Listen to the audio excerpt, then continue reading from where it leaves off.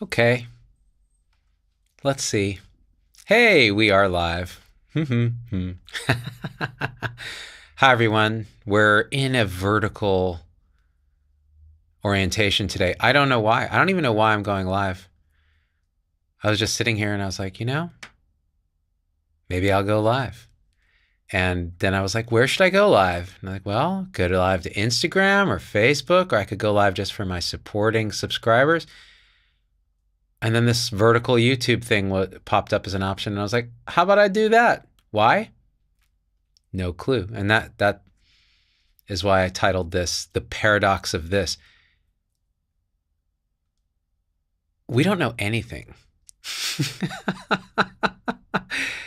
And actually really realizing that, like in this moment, realizing we, like, all thought is, how do you even say this? It's real and unreal.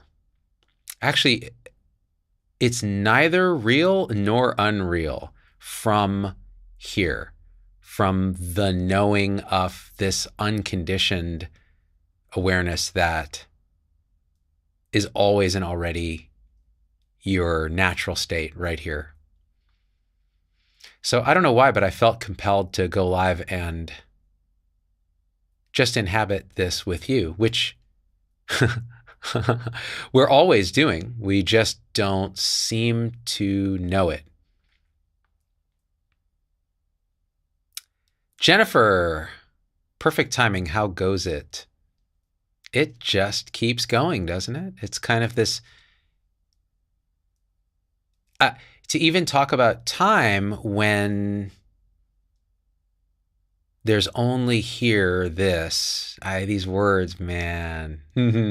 I always, when I go live like this, because I'm just possessed with whatever's possessing me, I always instantly go, I'd rather just sit here in silence. Kind of natural meditation, which is not meditation. It's just what's happening, or what seems to be happening. Can you even find right now, like, anything that seems to be happening, really turn all your looking to what seems to be that, and see if you can find it. See if you can nail it down as something that you can grasp. Anything. It doesn't matter. It can be an object, it can be a sound, it can be a thought, an idea. How about the idea of dinner tonight? Look for that in your current experience. See what it is. What is that? And keep looking. And this looking, some people call this inquiry. That's a fancy word. All words are fancy compared to what's actually here, which is so simple. You can turn that same looking to the question of, in this moment, what's actually looking? And really go for it. Like, really look like a scientist would look. Just, okay, well, oh yeah, I'm looking. Oh, is that right? Okay, so let's look then. Can you find the eye that is looking? And knowing that anything that is found, anything you can perceive or experience, can't be the looker. Why? Because it's being experienced. So then it brings up the question, well, then what's experiencing that I thought was me, that I thought was the looker? What's experiencing that?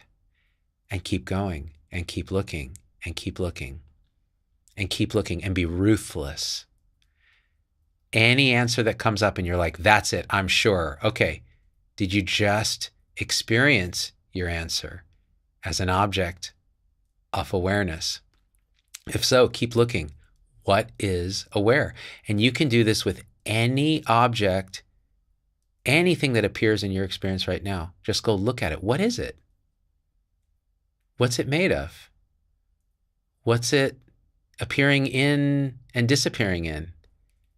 Is it solid? Does it have a shape? Does it have boundaries? And look ruthlessly.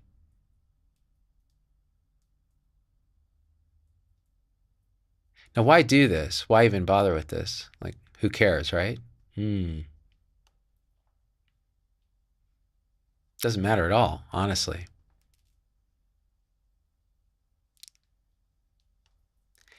Unless you want to see what is true. What is this moment? Free from any conceptual labeling that says it's this, it's this, it's this.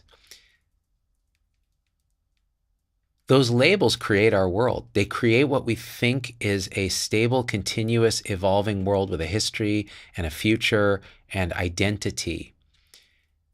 But you can look right here and now and see, okay, when the concepts are seen for concepts, seen for what they are, and the objects that we thought were real are looked at, and then you look for what is looking, what is aware of these objects, what is that image landing on? And when you find something there, you realize that's also an image. That's also something that's looked at by something. Well, what? And keep looking. So why do this? Because at some point, I hate to give the spoilers away, you have to find this. So don't listen to this as a cookie, but just understand that the looking keeps going. And if you do this ruthlessly, you will not find an object, a thing that is looking. You will not. You will not find a you that is looking. And everything that you thought was you, that you felt energetically was you, is seen to be another appearance. And then when you ask the question, what is this? What's that appearance? And you look, there's nothing there. It's just open, spacious indescribability. That is our natural state. That is what all the spiritual seekers and all the gurus and all the people apparently are looking for. And it's always and already our natural state. That's why they say you don't go anywhere. This is just a coming home and recognizing it. And you go on this perceived journey simply to return to what was already here, free of conflict and suffering, because conflict and suffering are both accommodated and not accommodated. It is a pure paradox, this, because this is the infinite, unconditioned, awake, substanceless, substance off reality. You could say it's the knower, but that is nonsense from here. Because even that question of where is the knower, where is the I, where is awareness, what is aware, just is seen to be total nonsense. It's just this. And it's always been this: thoughts, sensations, emotions, objects in your vision, sounds, all radiating in and as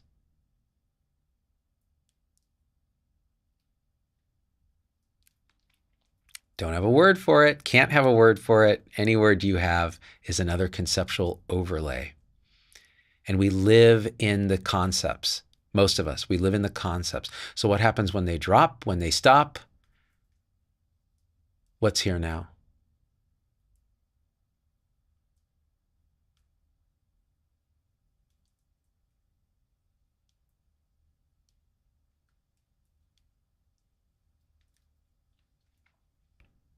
Looking at your comments. Echo 36, so many physicians microdosing and not calling it out. Why? Why would you need anything to see what your true nature is? It's right here. Microdosing is another concept. Psilocybin is another concept. DMT is another concept. Sure, do whatever you want. It doesn't matter at all. This is waiting, because it's not waiting, because it's not time, it's not in time. Time is a flux that appears in and as this, eternal thisness. And all these words are stupid. Everything I just said is total horseshit, but we have to talk, right?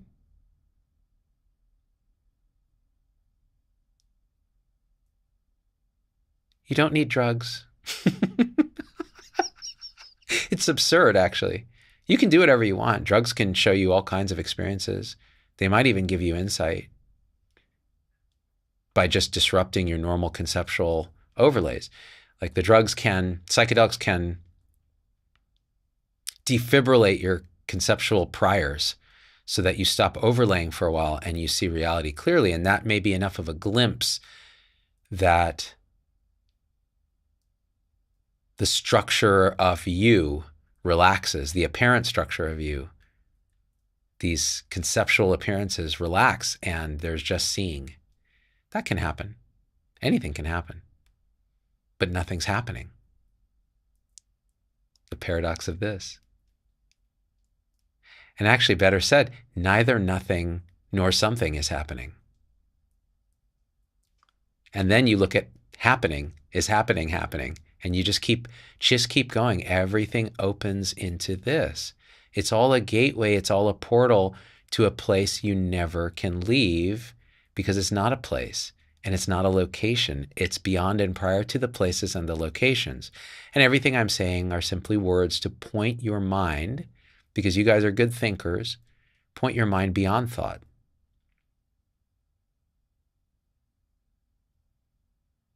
You know, what is the sound of one hand clapping?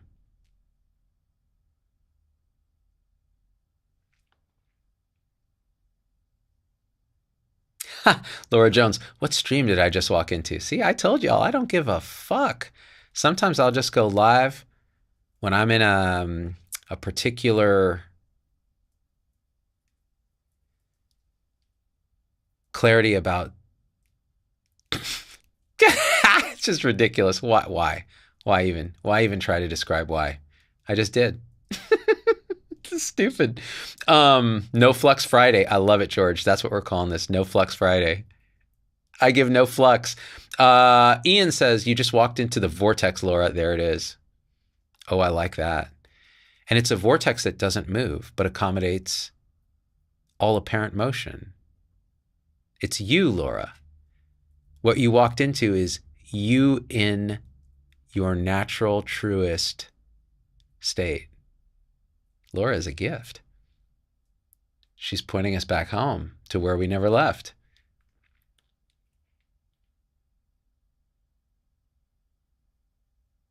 Person lady, the vibes are vibing.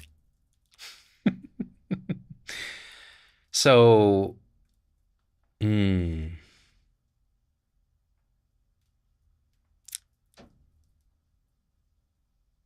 So everything is just as it is here. Thoughts are there, fine. Everything is welcome. Nothing is welcome. Welcome is welcome.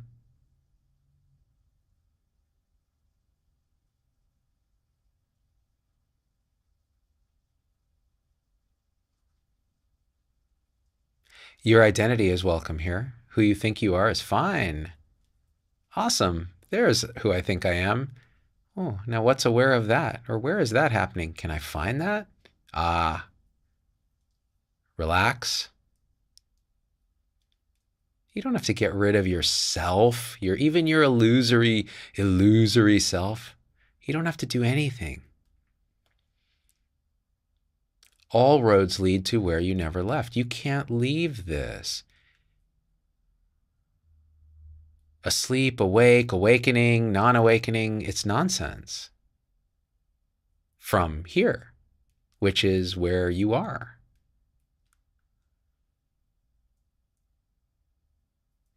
Now, this is a way of speaking. It's a way of pointing at this that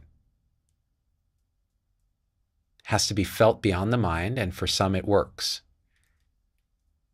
And for others, it's nonsense.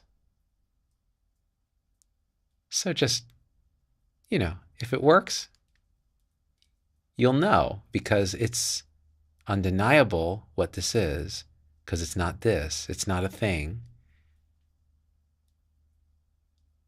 You don't need anyone to tell you it's right or wrong. Every sensation is this. Every thought is this. Every sound is this. And this is all there is. Look in your experience and find something other than this. And then if you think you found something other than this, look closer and closer and see, what is that? Oh, that opens up into what? Nothing. No thing. Just a radiance. And these words mean nothing. They're pointing in the direction of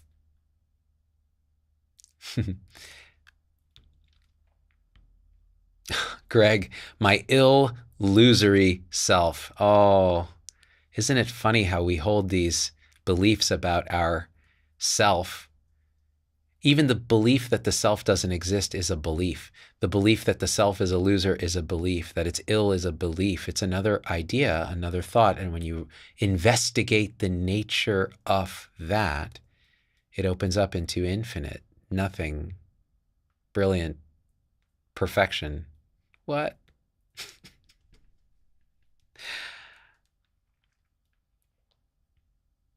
Mimi says, distracting with YouTube today, not wanting to feel the boredom. Oh, I know that experience. So how about this? What is boredom? Can you find what it is now? See if you can invoke a feeling of boredom. I mean, many people are bored watching me, so it's not hard. You don't have to look far. Find that feeling. Where is it in the body? Does it have a shape, a location, a boundary? What color is boredom?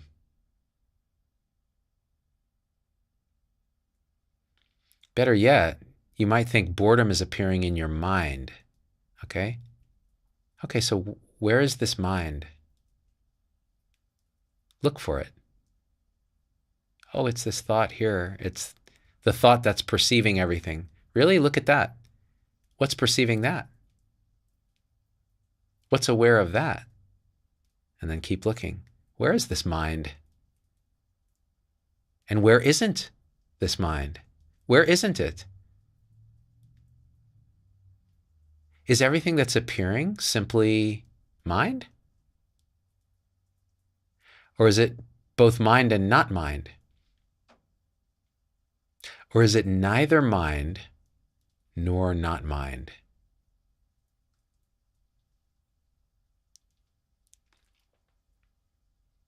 Josie says, I'm terrified to leave my house. Help. I don't know if I can help with that, Josie, but there are certainly people who can.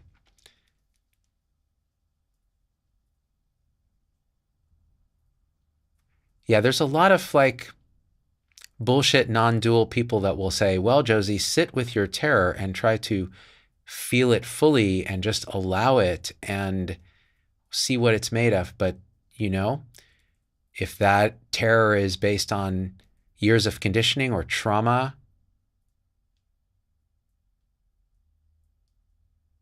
well, that's just going to cause re-traumatizing, isn't it? So sometimes it's important to actually get help from people who know what the hell they're doing. Definitely not this bald clown on YouTube. Even if I am a doctor, it don't matter.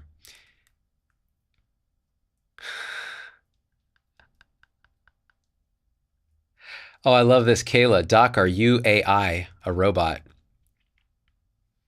How would you know? What is AI? What is I? What is intelligence in the first place? We talk about artificial intelligence. We don't even know what mind is. How the hell do we know anything? How can we know anything from the very tool we're trying to understand? We can't. Mind cannot understand mind. But you can. Your true nature accommodates everything. It understands, but non-conceptually. It knows it can't know conceptually with thought, with story, with belief, with identity. It can't. So you let go of knowing. Sometimes in certain traditions, it's called the not knowing mind. or the not knowing that knows. Paradox.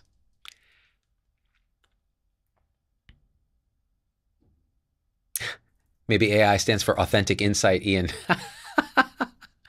So how do you know when there's authentic insight for you? Here's a question. How can you know if you're seeing reality as it is?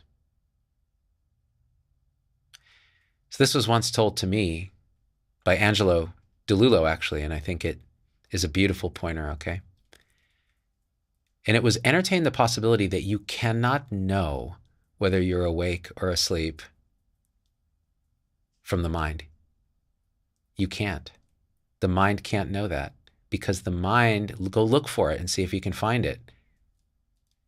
If you can't find what's supposed to know this thing, you can't know with that. So how do you know when there's authentic insight? Well, those here who've had some authentic insight, they can weigh in. I can tell you that it is I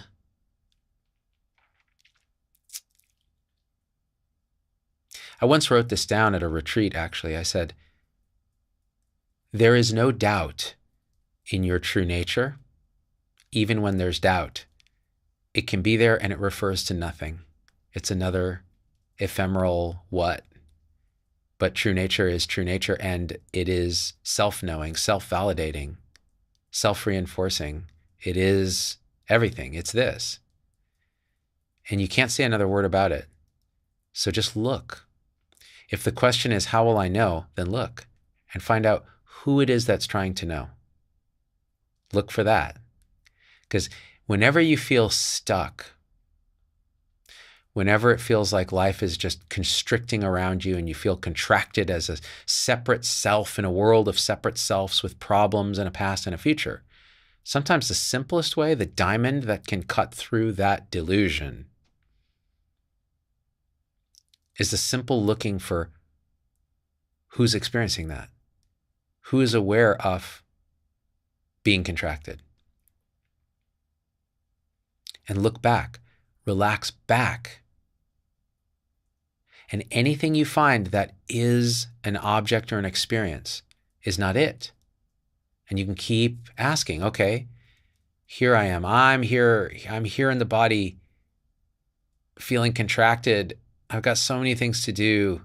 I got to drive my kids, and I've got to pay bills, and I've got to talk to this guy, and I got to do that. Okay.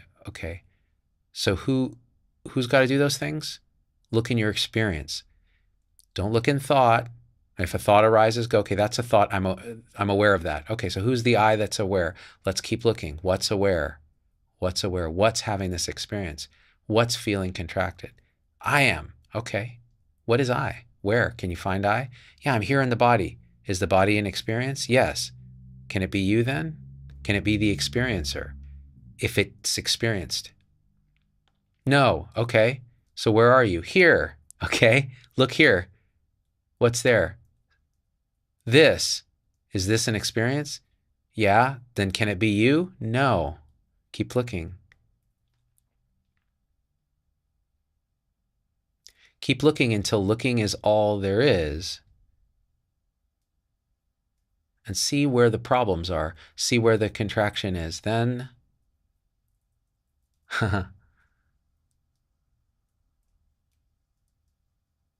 RA says, I know who I was when I got up this morning, but where did you go? Oh, they retracted their message as I was reading it. It was a good one too. Of course, I say that, but I couldn't finish reading it, so I have no idea if it was a good one.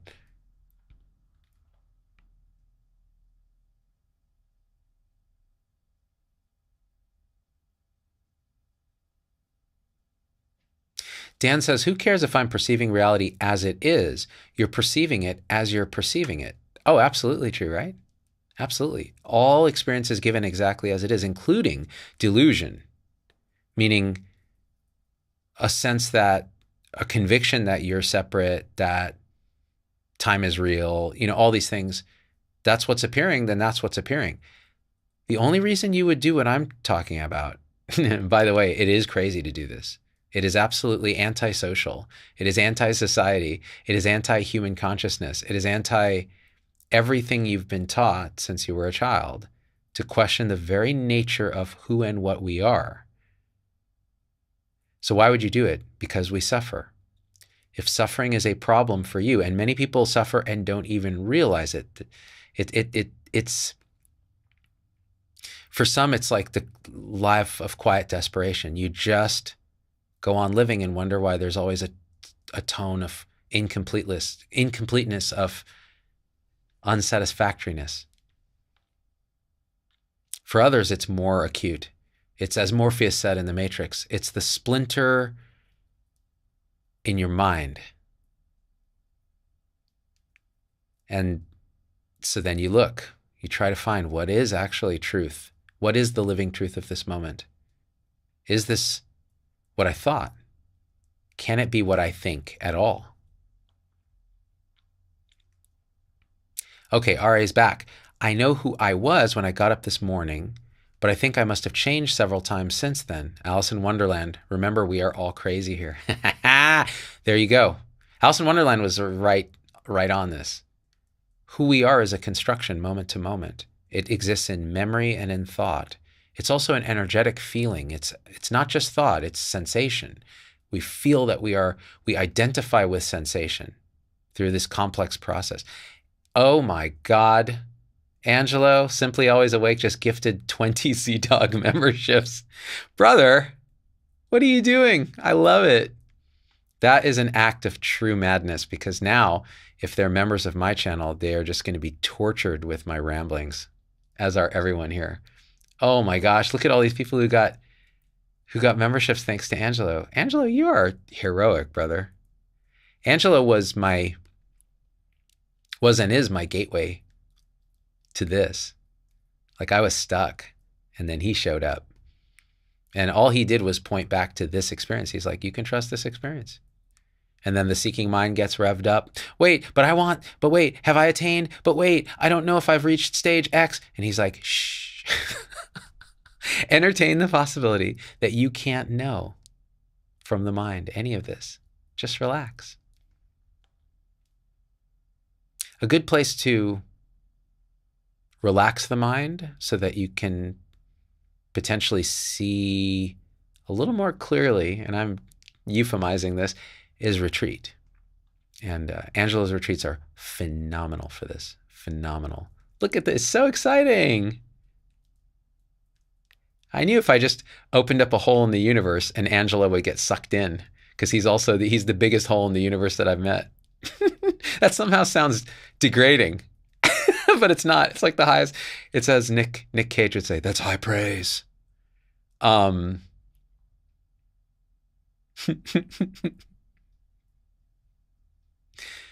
Yeah. And here's something that's become a little more clear. Like, all the kind of, and Angelo points at this all the time, all the spirituality stuff that purportedly is trying to wake us up, or that we're using to try to wake up and see reality, a lot of times it's a bit of a trap, because it just takes the place of the previous identity. It creates a kind of grasping and aversion that is no different, and sometimes even more powerful energetically, than the grasping and aversion that's been the root of suffering for your entire life. And so sometimes, we use the boat of spirituality to get to the other shore, hopefully, and then you burn the boat because it's done what it needed to do. It exhausted your mind. It broke your spirit, and you gave up. And you didn't do it. It was just surrender. And then whoop, oh, everything just as it is. The peace that passes all understanding is the end of that constant grasping and aversion, even if temporarily. And then there's some grasping. Oh, there it is. Maybe you see it, maybe it relaxes, maybe it captures you. That's okay. And you're suffering a bit. Oh, the suffering's like a car alarm that points you to a thief, the thief of thought that's stealing your attention. And you go there and you look and you do the same looking that we were just pointing at. Ian says, Angelo is a supermassive black hole. That's right. He's the black hole at the center of multiple galaxies. Dan says, nuance and uncertainty are truly the real kings of this world. And now that's true, but even let go of nuance and uncertainty as concepts. And what's left? What's here?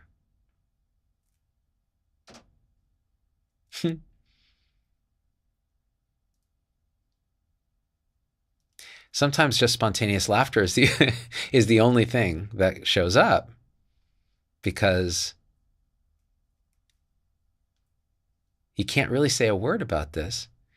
It holds everything as true and false simultaneously, accommodates everything, even non-accommodation. And it's always been the case. And that we thought otherwise is really funny. And also, so there's two movements in my mind right now. There's the hilarity of the cosmic joke that it's always been perfect.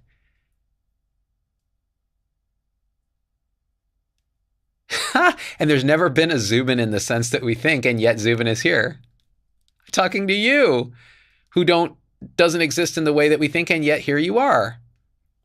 So the cosmic joke.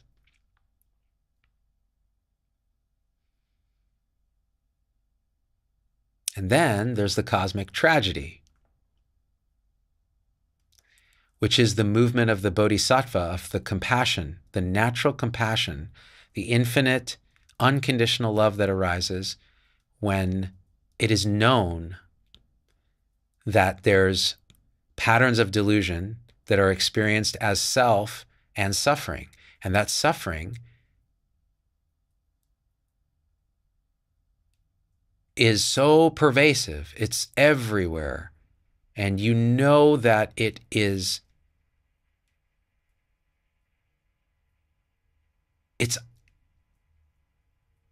it's based on a pure misunderstanding.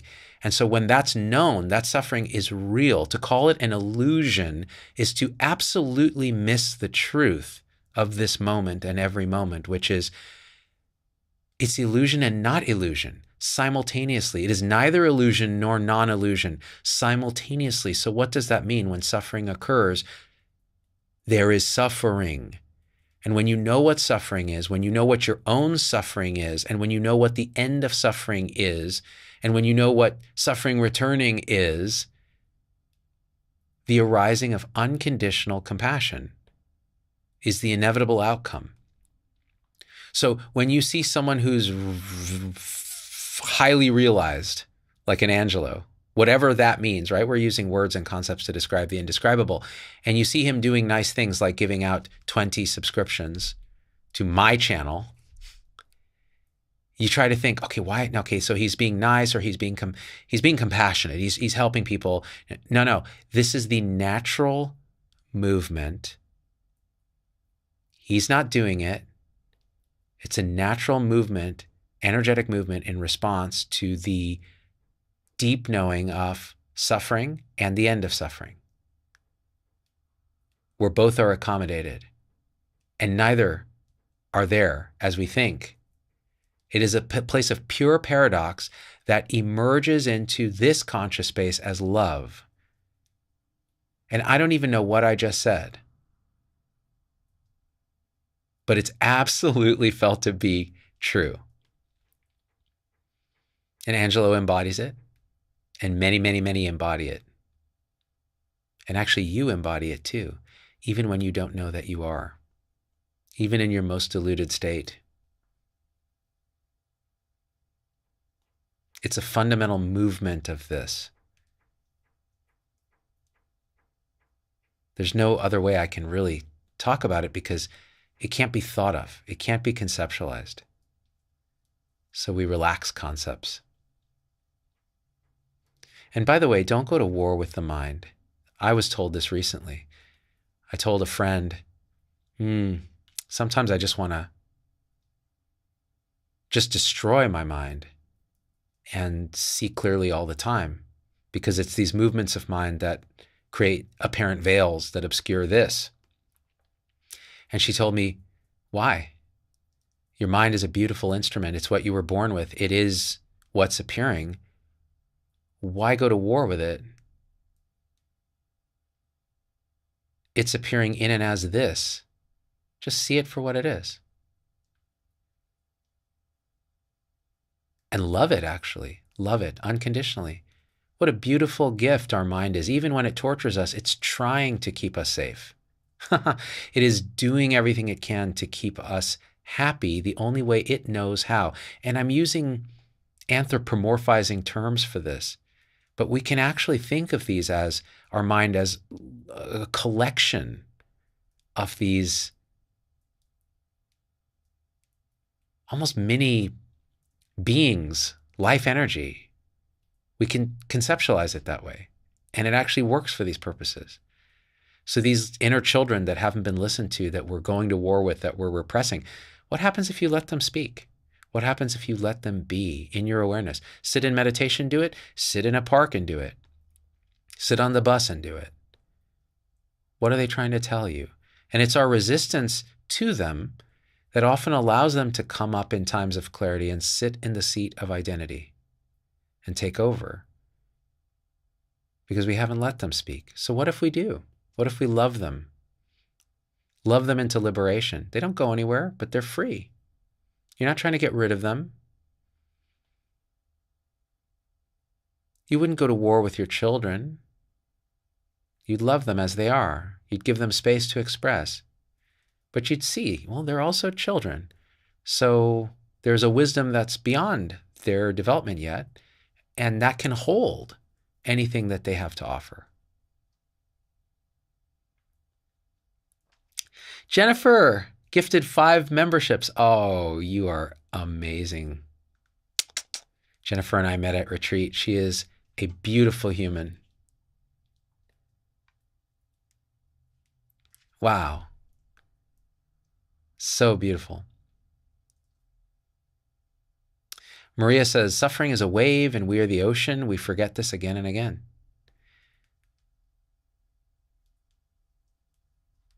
The ocean metaphor is one that's used often, and why? Because it is actually very clear. This is an ocean. Reality is an ocean of indescribability. And all form, and you can think of form at, well, I don't want you to think of anything, but if you're using thought, use it loosely to point past thought. You can think of form as anything that's actually experienced. So sensation, thought is a form, sound is a form, smell, taste are forms. Sights and objects are forms. So form is like the foam or the wave made up of the water, and the water is this, true nature, the unconditioned, consciousness, the beloved. There's a million names for this, the unborn. Even the unborn is like, even,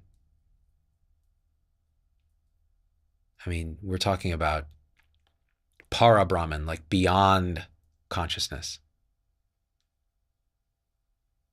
Whatever that means, because you can't think about this.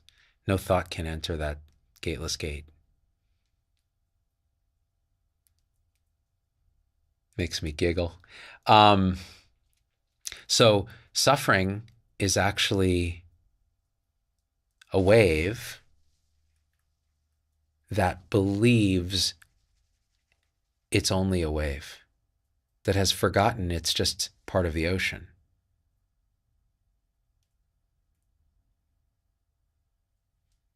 And that forgetting is innocent. It's innocent, but it causes suffering. And that suffering is felt as, from the knowing of this, as entirely optional. Pain is inevitable. Inevitable. You're going to have discomfort and pain and things that are not preferred by this body-mind. But the suffering is taking that, putting it in time, feeling that it's separate, should, would, could, all of those overlays that mind does, naturally as part of our human expression and our conditioning from very young. There's a few people who said this looks like AI now. It's because I have such perfect skin.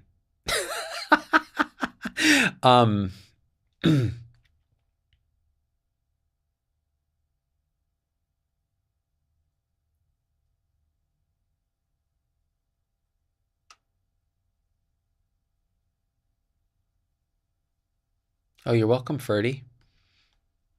This is fun because when we do a vertical video like this, it goes into people's boxes that have never seen our channel. And so I can see a lot of comments that are like, who is this guy? Is he a doctor? What the hell? I just went to his channel. He's actually a doctor. It's really funny how the whole doctor thing is another label. It's another like credibility wedge. Like, oh yeah, well, he's a doctor. So that means maybe he knows something that I don't know. I don't know anything. This is unknowable. You have everything you need. It's right here.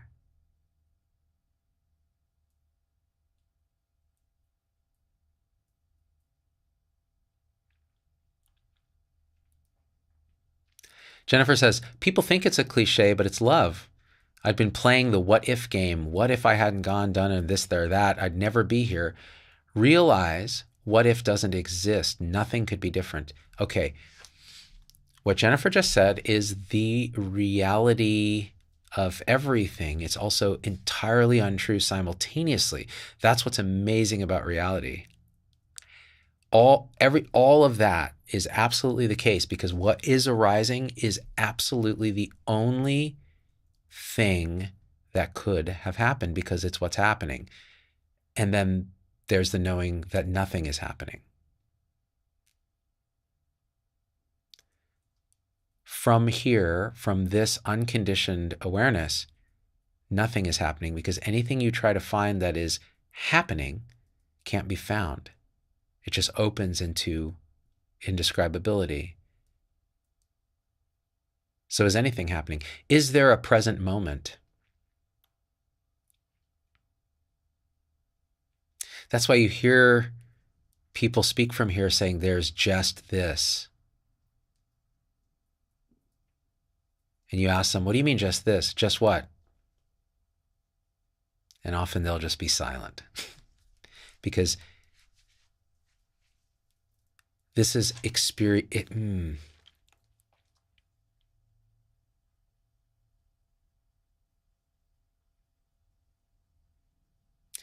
I hesitate to even call it experiential because what is having the experience?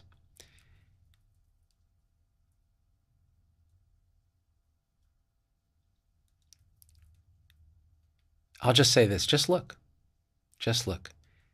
And at some point there can just be a clear glimpse. And here's the danger. You can see reality as it is. The formless and the form dancing perfectly as no thing and everything, as total paradox. And it can feel so ordinary.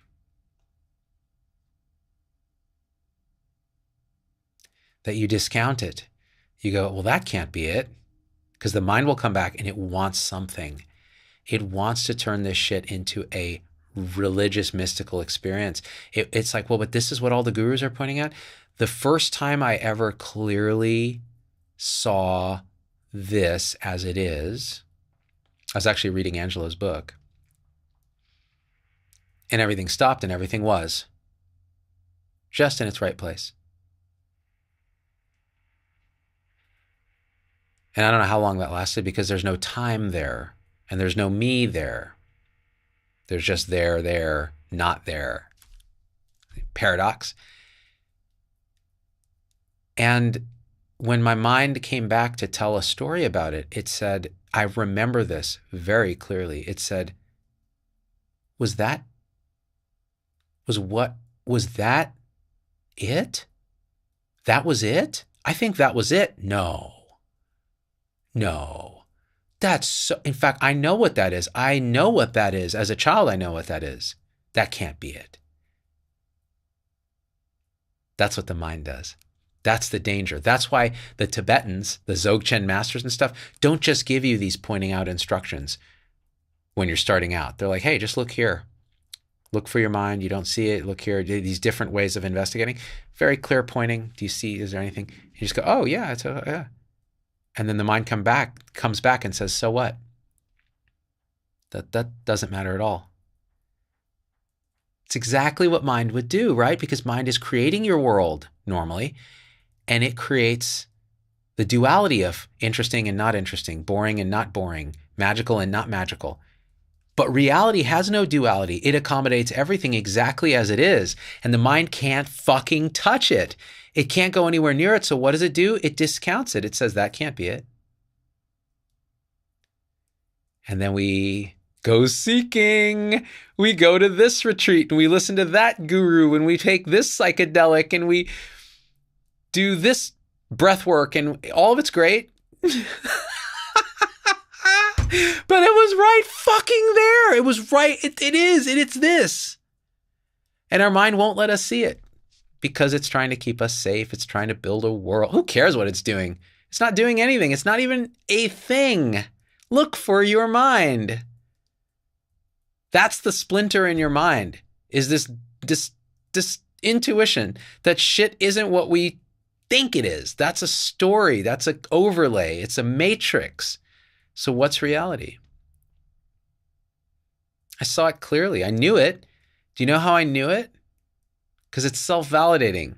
Even when the mind came back and was like, that can't be it, I knew past knowing that was and is it, that it is that this is it. It's just this. Everything in its right place and no thing with no self, but also self. You see? Where self and no self don't matter. Nothing matters in the way you think. It's all exactly given, perfectly as it is. And that was felt here emotionally as the peace that passes all understanding. And it probably happened like that while I was reading part of Angelo's book that said, just stop creating anything, just stop telling stories, just stop faking it, just stop whatever. Basically pointing past the mind, telling the mind, hey, sometimes it just happens. And when mind stops fabricating concepts out of our experience, then there's just what is. Unfiltered. Without a viewer of it, without a knower of it. Self-knowing is a good way to say it, but there's no good way to say it. Everything is made of knowingness is another way to say it, but there's no good way to say it. Another person asking if I'm AI. That's like the third person to ask if I'm AI. I must be onto something, man, because I've never been accused of any kind of intelligence, let alone artificial.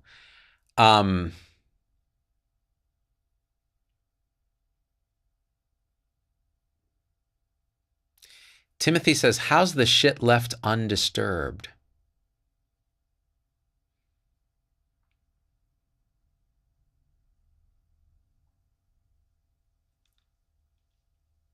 I could say a lot about that, but I wouldn't be saying anything.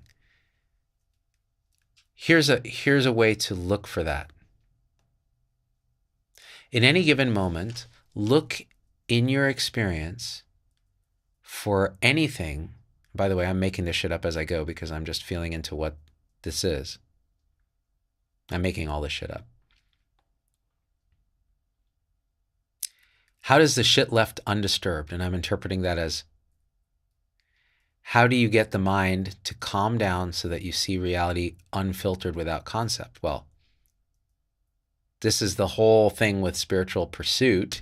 And yet in the end, it's quite simple, but mind is a conditioned biatch, and it moves and moves and moves in ways that are prior to your memory. It is a conditioned pattern of appearance. So, made up of the unconditioned. But even that's saying, that's just being wonky. Forget it. Can't talk about that. Look in your experience right now at what is moving and what is still. What is here that never moves? What is here that is already undisturbed? that could never be disturbed. And then anything that looks like it's disturbed or in motion or in flux, notice it and let it be, and then look for the stillness. Look for the center that has no center, from which all the movement seems to dance. The still point that nothing could disturb. There's a hurricane spinning category 6 around you. All the world, your body sensations, thoughts, feelings, emotions. And at the eye of the hurricane is pure stillness and a clear light. Stay there. And don't move. And let the hurricane blow. It's not a problem. Here, nothing is a problem.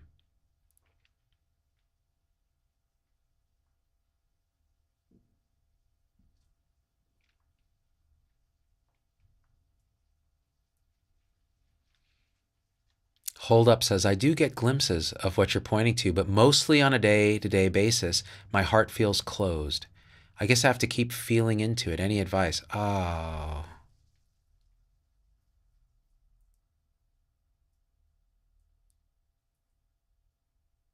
Yeah, that's how it is. I feel it. That feeling of being closed, of being contracted, even though you know what this is, you've seen it, you've realized it, and yet the hurricane, you're out in one of the arms of the hurricane instead of in the center, it feels like. You are the arm of the hurricane, and everything's blowing around you too. And your heart feels closed because it's a natural response to protect this vulnerable creature from everything else that's going shit haywire. And the heart feels like it closes. So the question is, how do you open it? How do you keep it open? Well, there's a million traditions and a million pointers and a million ways, and it's so unique to you that you can say this probably unequivocally, which is trust your experience. If there's a feeling of closure, notice what's noticing that feeling and be aware of it. Go, where is that feeling of closure? What is it here? And it may be just sitting with that can open things up, and you'll feel energies coming and you'll allow them, or you won't. But allowing allows, this is what is sometimes called shadow work. These inner energies that haven't been allowed to express sit in the seat of identity energetically, and they feel like a contraction or a closure, or we're acting in ways that, why am I acting in such unconscious ways? Well, there's a part of my conditioning that hasn't been allowed, and it is taking the reins unconsciously. So how do we allow it? How do we make it conscious? We look. Now, sometimes the trauma is so much that the looking is hard and we need help. Sometimes it involves therapy. Sometimes it involves somatic practices, working with the body. For me, it's a lot of, and this is ongoing for me. That's why when you had your question, I could feel my own heart opening. Because that remember earlier we were talking about compassion. Like, we know what suffering is. We know what our own suffering is. And when we see it in someone else, because when I read your comment, I could feel what that suffering feels like, because I have it too. It arises.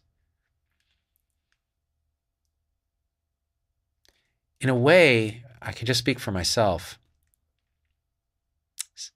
I'm not sure, it shows up differently in everyone, but in me, there's an energetic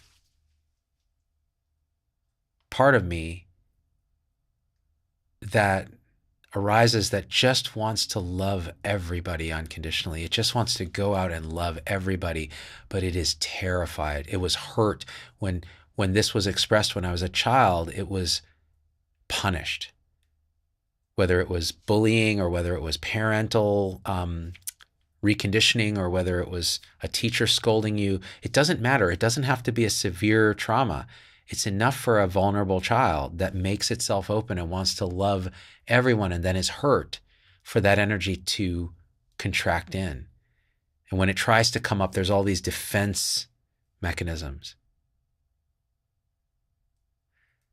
So for me, the practice has been sitting quietly and letting this energy come up. And it can be really intense. It can feel like you're dying because it feels life-threatening to allow that kind of vulnerability, that kind of opening. And yet that's the work. And there's lots of help for this. There's emotion circling groups like at Angela's last retreat. There's all kinds of help, but some people can sit and just be with this. And that's the work. It takes repetition. You think you've done it all and then more arises. We are complex, multidimensional, energetic appearances. This is not a simple on-off switch. There's all this karmic conditioning in every one of us. Intergenerational conditioning. You know, some people can do ayahuasca and have ancestors tell them what's up. And that's just your unconscious. It's just your conditioning. So trust this. Trust it. Trust it. Welcome it. Love it. Make a space for it. You can handle anything that's thrown at you. It's been thrown at you. You can handle it. By definition, it's showing up. It's being handled.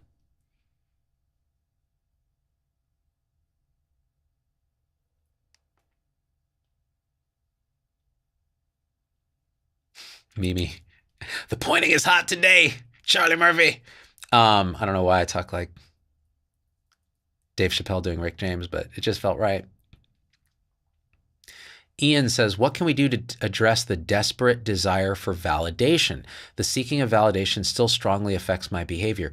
What you just said is 99% of the battle is recognizing that we're seeking validation.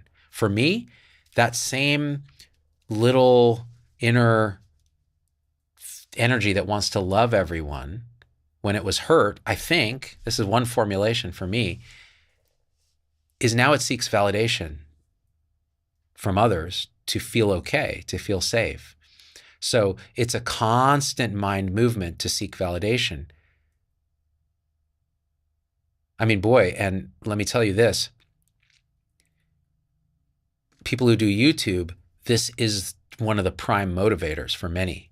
It certainly was for me for years and years, and only until recently was I able to see that I don't need this validation, that this is a movement of mind, that I'm already okay, that I was always okay. And then what arises is just this compassionate desire to do the next thing, and sometimes that means making a video like this and trying to figure shit out with you guys because it feels like the right thing to do. I don't know why. It doesn't feel like me or the me that I thought was me. So validation, look. The one that's seeking validation is innocent. It's an innocent movement. It's a self-protective movement. Don't go to war with it. Don't judge it if you can. If judgment arises, just notice it because what arises is arising. Don't go to war with judgment either. Ultimately, it's a radical acceptance. And then just see. See if the validation seeking starts to relax a little when you trust yourself. Because I'll tell you, from here,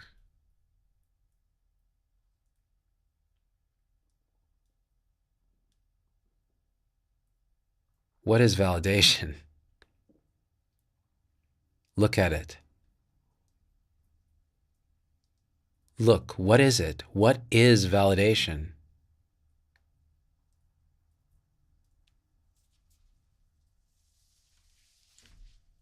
You can't find it.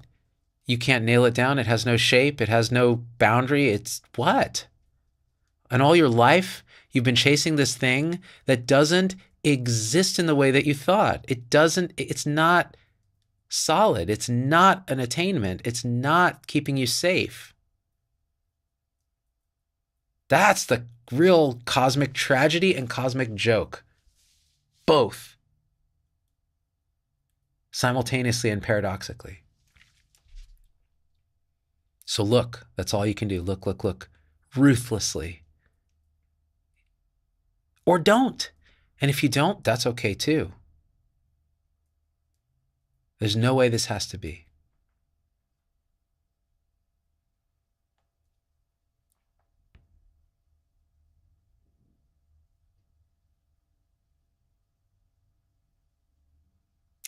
Yeah, Timothy, no one to be saved and no savior. Perfect. Look, where is this one that should be saved? And where is the savior? And look at them and open them up and deconstruct them and realize, whoops, vapor. Still the unconditioned, awake nothingness that's everythingness, that's undescribable, that the Sufis called the beloved, that the Zen folks called shunyata or emptiness, that Zen Master Banki called the unborn, that Eckhart Tolle calls the unmanifest.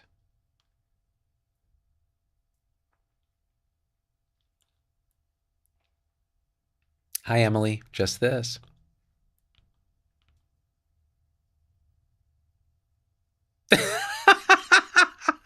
Legendary Master. I can't even edge to this. I immediately exploded.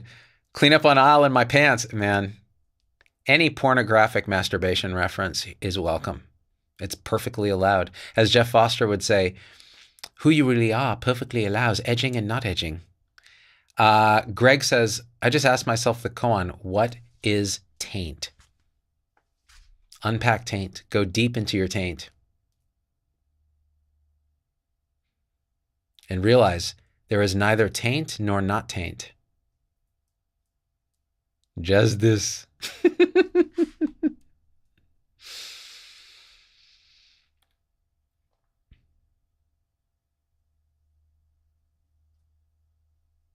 FK had a near-death experience and is asking, is this experience the same as or similar experience as awakening? I feel I'm more than this body for the first time in my life. Okay, so that is one of the insights, is that, okay, I'm looking for what I am, and maybe a near-death shows you that, whoops, no, body's not me, because there's still awakeness. There's still something experiencing these different, the light or the tunnel or the relatives. What's experiencing that? Can that die? Was that born? Is what's experiencing that in time? Or is it the still point at the center of the hurricane that I was talking about earlier?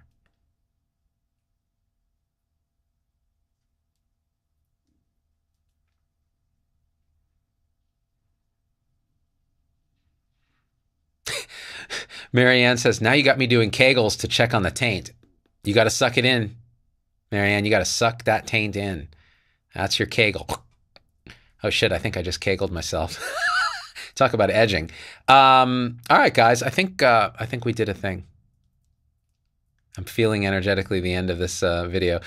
Kim says, constant challenges and bombardment to our beliefs and senses has caused a social person to pull back and isolate till she can find her bearings. That's okay.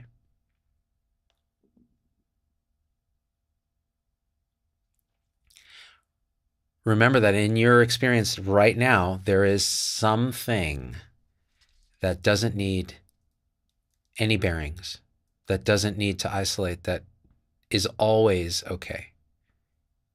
And if you can, a good practice is to rest there. Rest as that.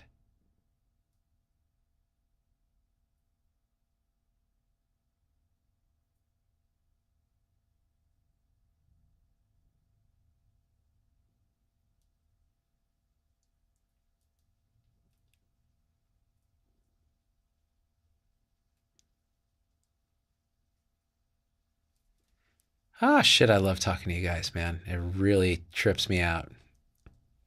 Just seeing things as they are. I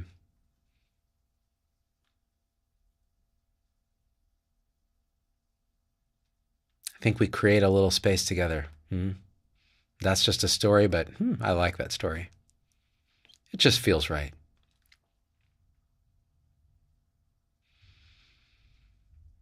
All right, gang. I love you. I love you. Yeah, don't crash now, SMP. This is not to be watched while driving. All right, gang. I love yous. And we is out if I can figure out how to stop it. Peace that passes all understanding. Here now. The cosmic joke.